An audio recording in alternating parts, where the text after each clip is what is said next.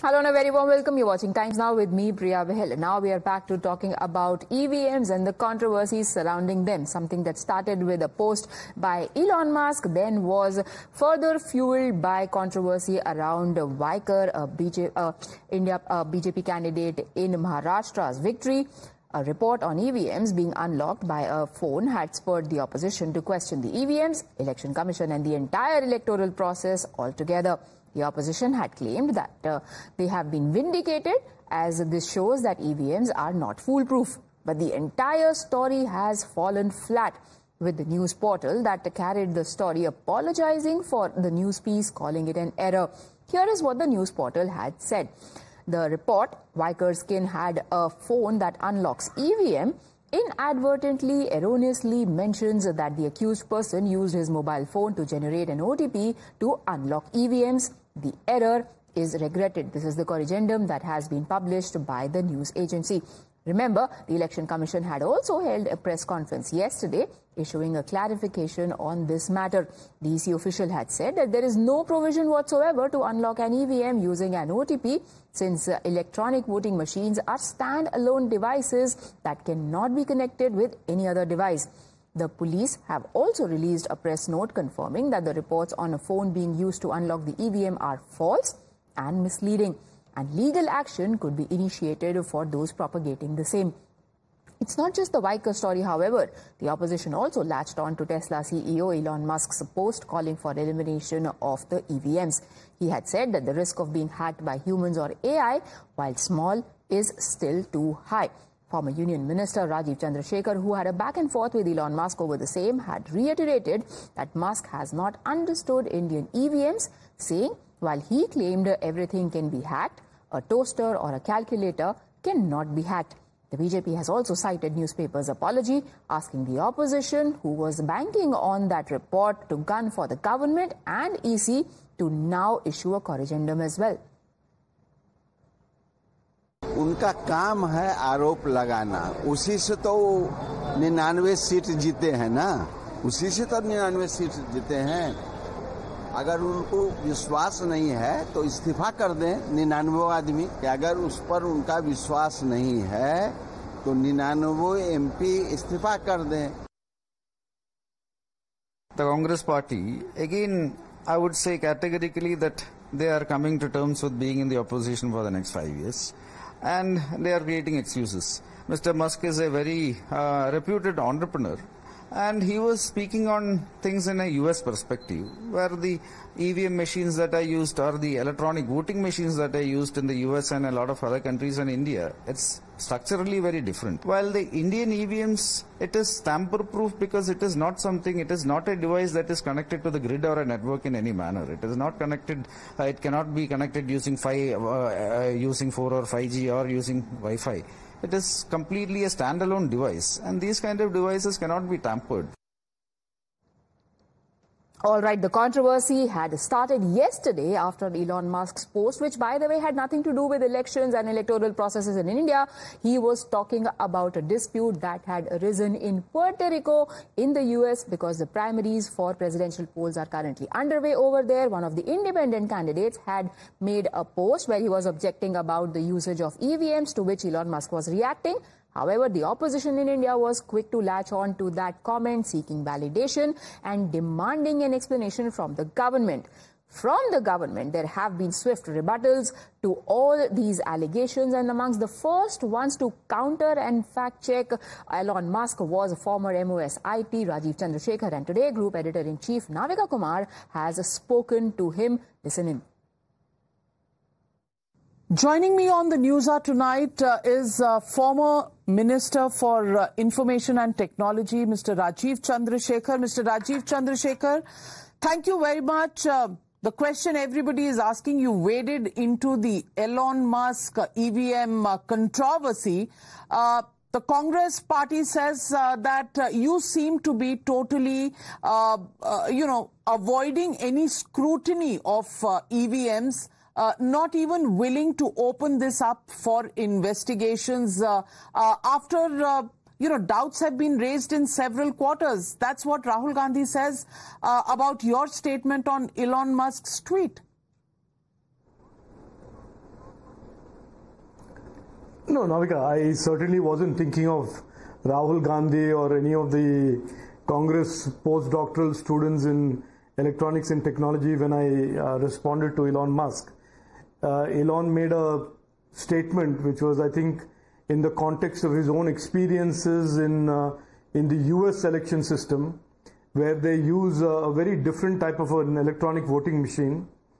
And he commented that EVMs are not a good idea, and he was obviously basing that on his experience or what he had heard from Robert Kennedy about the US elections. And I went on to clarify that that was way too much of a sweeping generalization, because certainly I don't believe, while Elon Musk is known for SpaceX and Tesla, I don't think he knows too much about the Indian EVM. So I said it was a sweeping generalization, and the Indian EVM has been designed and architected to be a very secure piece of hardware that is disconnected from and unconnected to any outside network, therefore not providing anybody a way into the system, and that it is programmed once in the factory and then not reprogrammable. So I made a very technical response to him, and I said, in the event he chooses, I am happy to do a tutorial on why the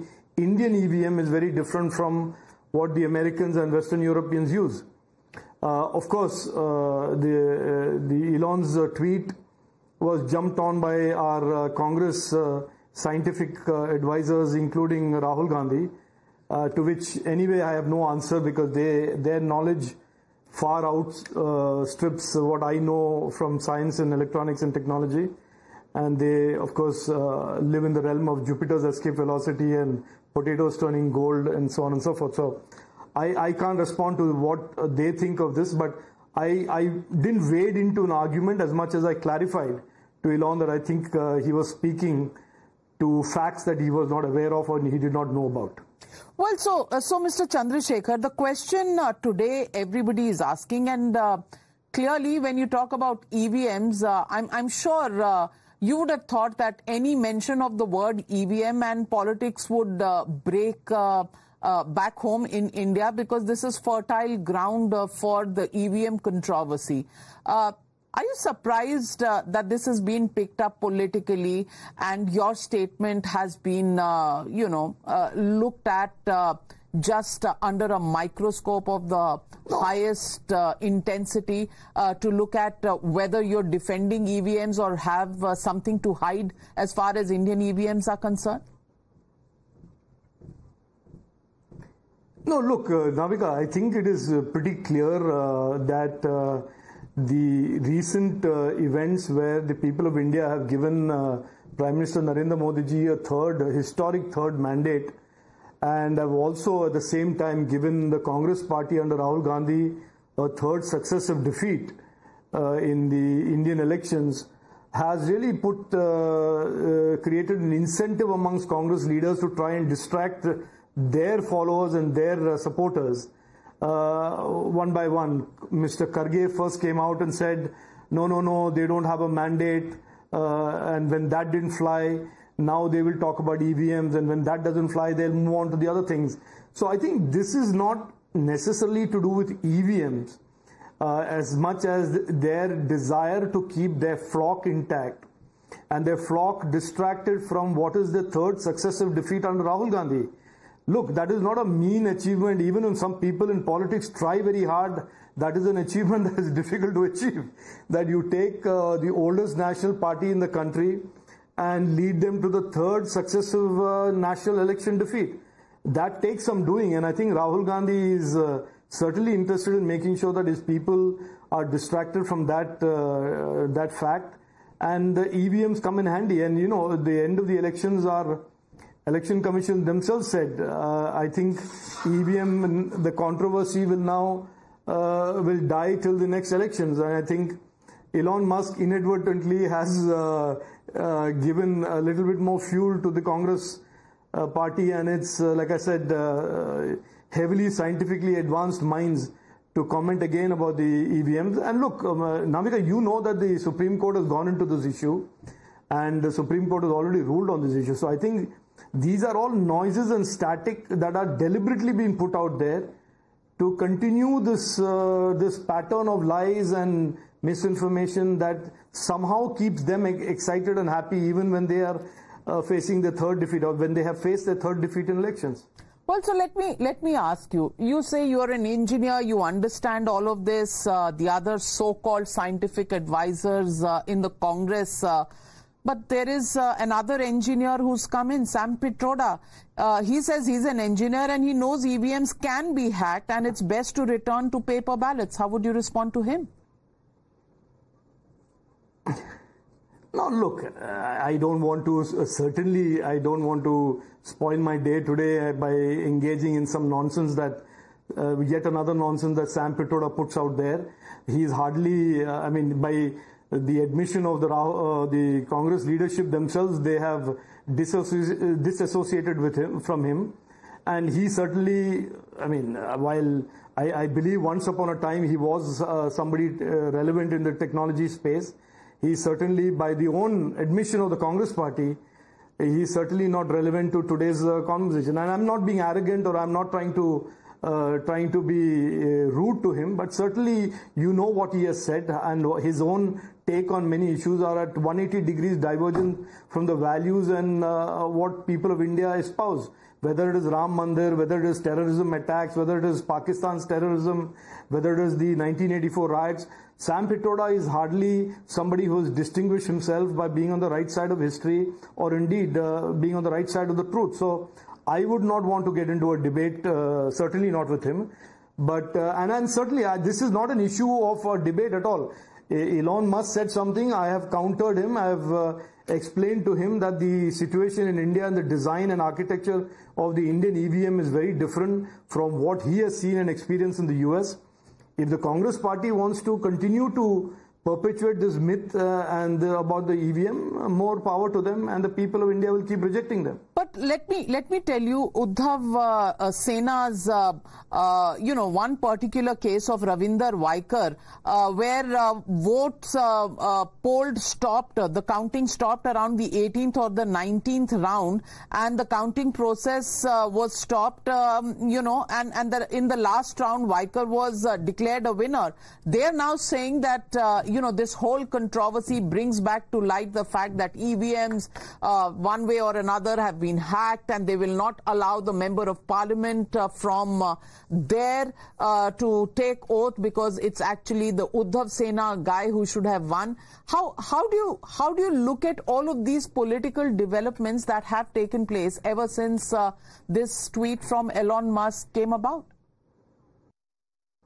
No, Navika, I don't know if Elon intended to now spark off every losing party's claim that they lost because of EVMs, including the election in Mumbai. I don't think that was his intention. He was talking purely from a technical point of view that EVMs are hackable, and he was talking about it in the context of what he understands EVMs to be in the US.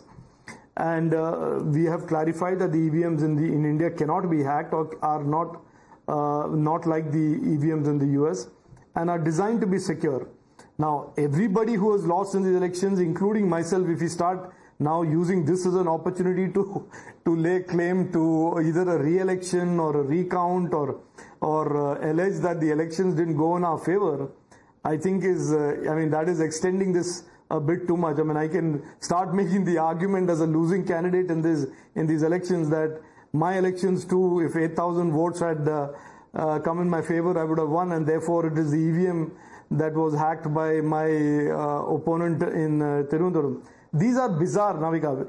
Look, if any losing candidate today is aggrieved by what he believes is something that is wrong or is ultra vires the law, he has a way of approaching the EC, he has a way of having an election petition in the courts, and the courts can look at all the evidence that the losing candidate presents and rule on it. Why all this innuendo, conspiracy theories? If the so-called person in Mumbai has a real case, he should file an election petition, he should present the facts and the evidence before the court, and the court will decide the election petition, since the election is now over and the matter is now to be adjudicated by the courts of India rather than the EC. So people don't want to do that, but they want to rely on these healthy doses of misinformation, causing chaos and confusion in the minds of people, and are happy with that. That is unfortunately the case. That is unfortunately something that Rahul Gandhi has pioneered, and most of his colleagues in the India Alliance seem to be enjoying doing.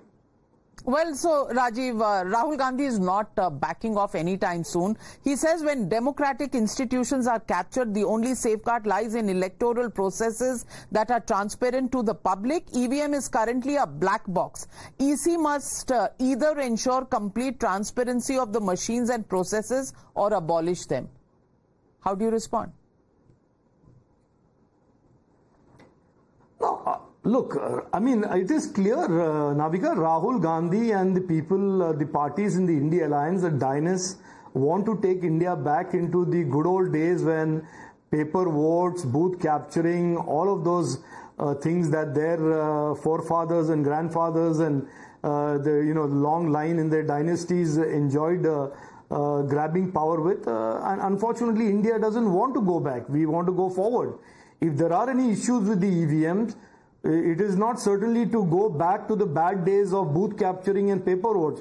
If there are some issues that they know, apart from making these generalized conspiracy theories, they should put the facts in front of the EC, they should put the facts in front of a court of law and say, here is our evidence that the EVMs are tamperable, that the EVMs are not secure and the EVMs can be misused.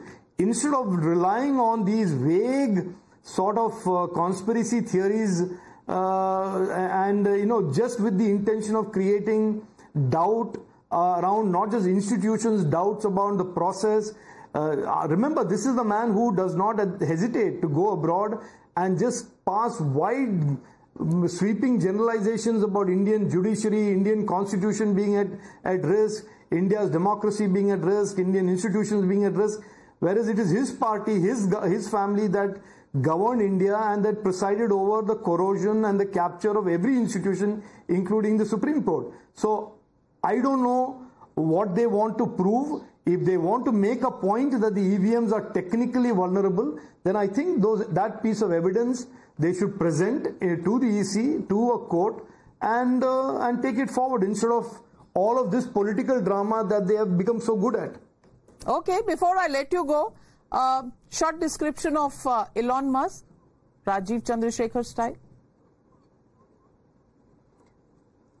No, look, I think he's one of the brightest minds in the world, in the technology world. He is certainly a person who has created an absolutely new trailblazing type of entrepreneurship. He thinks really outside the box, even beyond outside the box. He is pushing the boundaries of what people thought was possible and impossible. And I think he's certainly amongst the greatest icons the technology ecosystem and the technology world has seen and will ever see. I mean, we have Steve Jobs, you have people like Elon Musk. These are people who come once in a lifetime, once in a generation, and I certainly think Elon Musk is amongst them in terms of the pantheon of technology stars. And Rahul Gandhi?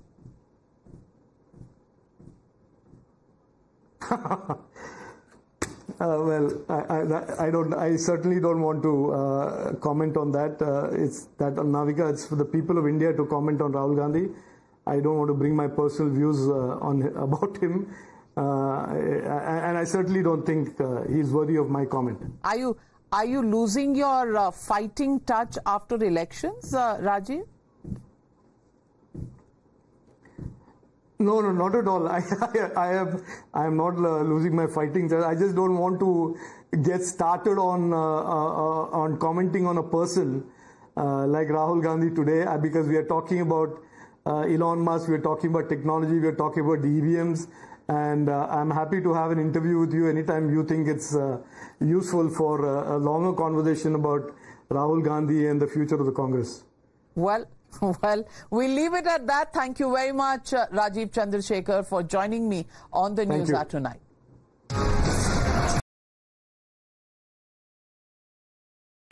If you like this video, then like, share and subscribe to ET Now.